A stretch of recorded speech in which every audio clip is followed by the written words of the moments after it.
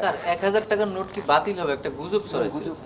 সেইগুলো আমাদের ইস্যু হলো আগে অনেক সমস্যা, অনেক ডোনারদের সাথে আপনার এগ্রিমেন্ট করেছে, অনেকগুলো আপনার অপচয় হয়েছে টাকা, এবং আমাদের শোধ করার কমিটমেন্ট আছে।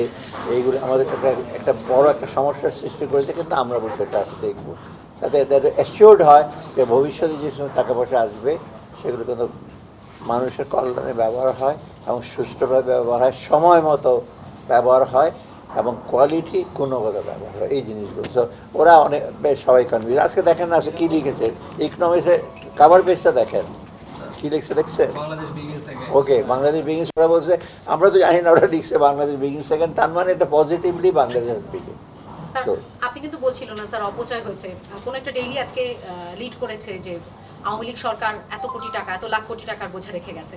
তো কিভাবে 18 লাখ কোটি টাকা একটা ফিগার আর কি বলেছে, আমি মিস করেছি। তো সেইটা আসলে আপনাদের জন্য কতখানি প্রেশার, এবং সেই প্রেশারটা আসলে আপনারা কিভাবে কমাবে? ওটা বড় প্রেশার, প্রচণ্ড প্রেশার, কারণ এগুলো নিয়েছে ওরা চুক্তি করে, তাই না, নিয়েছে এগুলো। তো আমাদের ডোনারদেরকে আমরা বলতে হবে যে এটা বিরাট প্রেশার।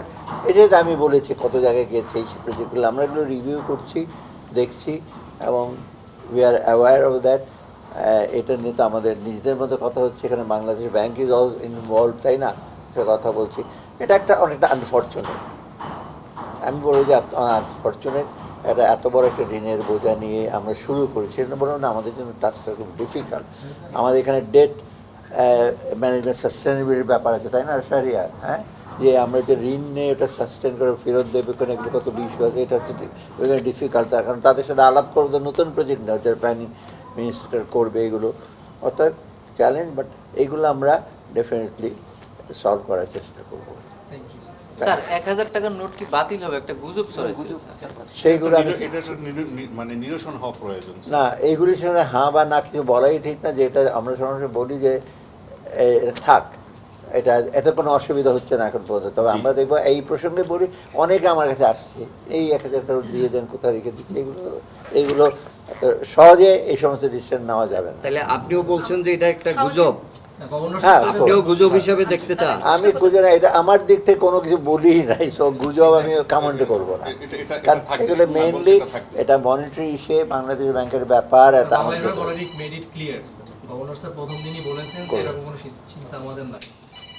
বাংলাদেশ ব্যাংকের গভর্নর যদি বলে থাকে তা এর উপরে আমি কিছু বলবো না, এটা নিয়ে আর আমার কমেন্ট জানতে চাই না।